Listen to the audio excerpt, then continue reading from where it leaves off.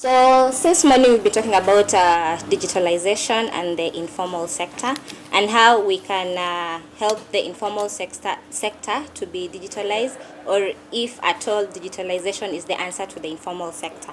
There are very many opportunities for these informal sectors with digital technologies, and it's high time for the informal sector, if I can say, to adapt what I can call them digital models of economics, so that they can be able to catch up with the digital sector.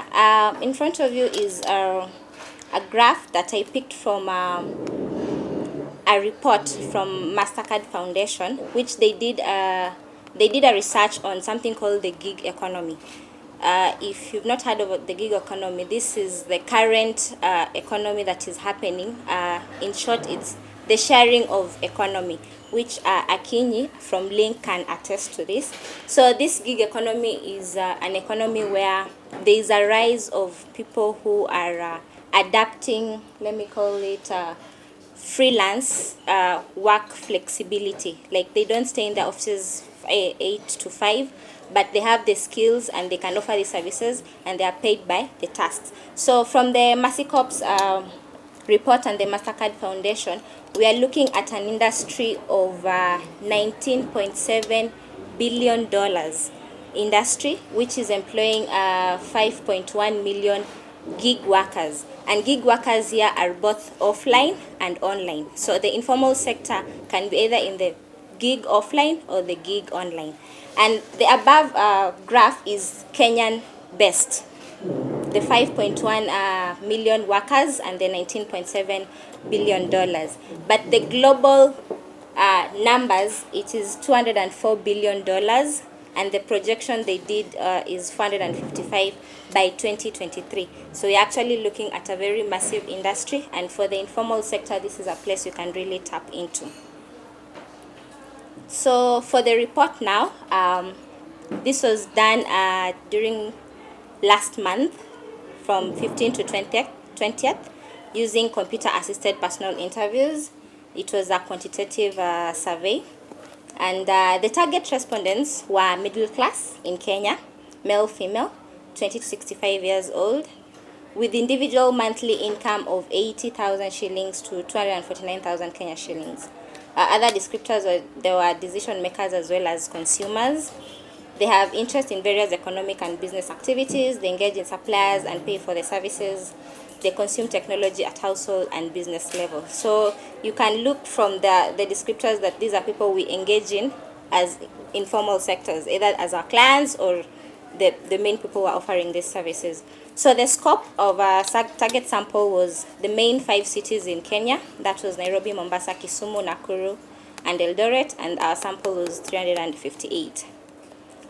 So going direct to the findings, we saw that these people, the middle class, put that in mind, had investment areas, and the top investment area was commerce, which was going at 63%, followed by farming, 39%, real estate, 31%, land, 27%, education, 23%, machinery, 19%, stock market, 17%, fintech, 3%, transport, 2%, others, 4%.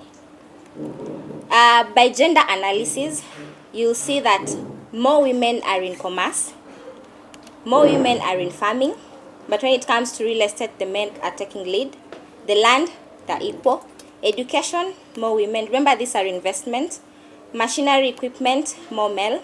Stock market, more male. Fintech, more male. Transport, women were not there. Others, it's half-half. By age analysis, so that you know where the old people are leaning on, where the young people are leaning on. In terms of commerce, the young. Farming, the old. Real estate, the old. Land, the old a bit. Education, the older.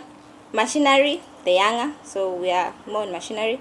In stock market, the younger. Fintech, the younger. Transport, we are not there.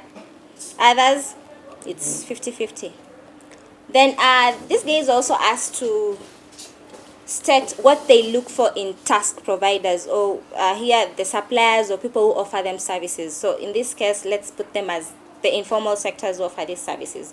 So at 94%, it was reliability of the service to deliver on promises, dependently and accurately. 91% tangibles, ability to see and touch the service, like they have to really see or touch whatever they're getting from these people.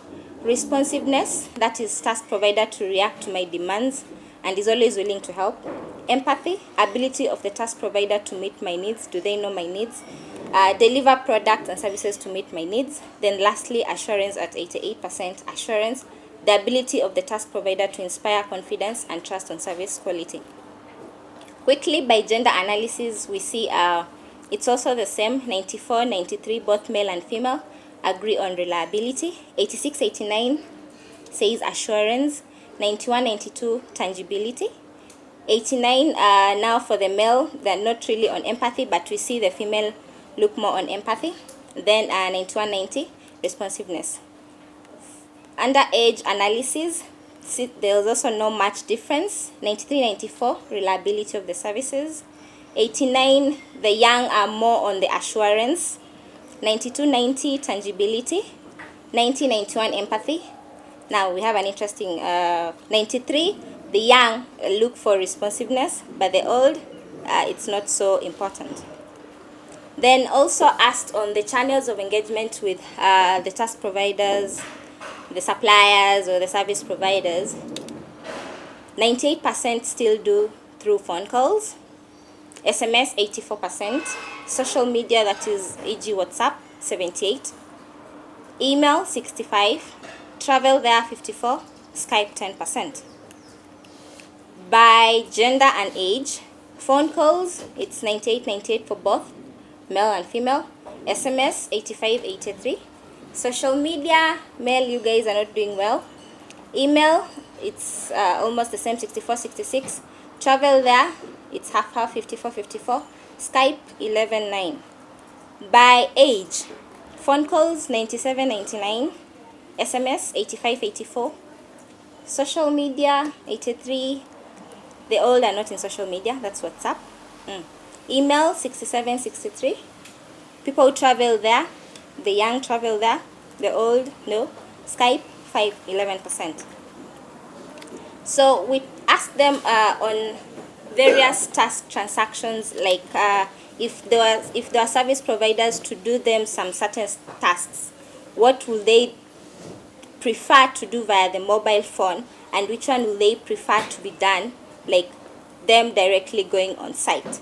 So interestingly, under those that they'll prefer to do via the mobile phone, payment of bills and wages comes first, followed by communication with the clients and suppliers, making purchase orders, tracking businesses' activities, marketing sales of goods, delivery, transportation, upload of site pictures, preparation of monthly businesses.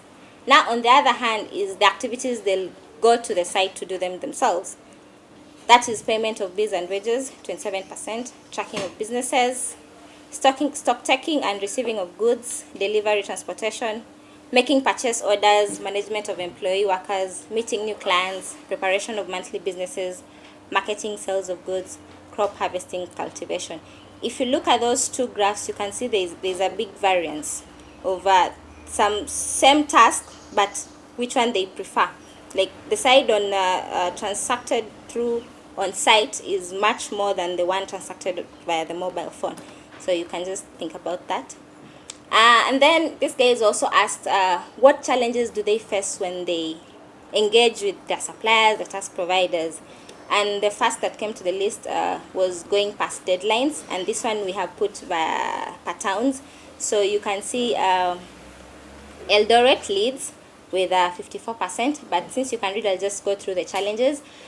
So one is going past deadlines, then inability to deliver quality service or goods, embezzlement of funds, poor communication, delivery of wrong goods products, expensiveness, meeting sales targets, providing inaccurate information to clients, mistrust, mishandling of goods, lack of commitment, and others. So as informal guys, you can see where you can really up your game so that your clients can rely on you better. Then access of information, this is how they get the information. Topping the list was television, that was 88%, followed by internet, 85%, mobile phone, 81, social media 77, newspapers 63, radio 59. So we shouldn't really say that social media is taking everything. We can see the old way of getting information is still leading.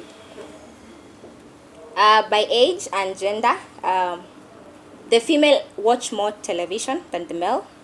For the internet, the male are more on the the female are more again on the internet than male. For mobile phone, the male. Social media, it's half-half. Newspapers, the male. Radio, the male.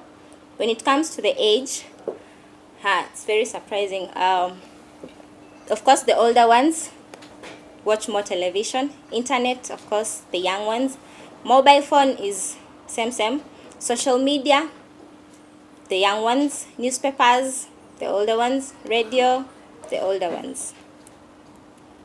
So in conclusion for this report, as IREN, we see like there is still a strong focus on investment under commerce, which is leading at 63%, followed by farming, then real estate. So there are still opportunities in these sectors which you can look into. And lastly, majority of engagements with trust providers or suppliers, as I call them, are still being done on site to ensure quality service delivery. So how can the informal sector use digitalization to engage more with our clients so that we don't have them to come on site, and yet we're in the digital era? I think that's it. Thank you so much. You've given me 10 minutes.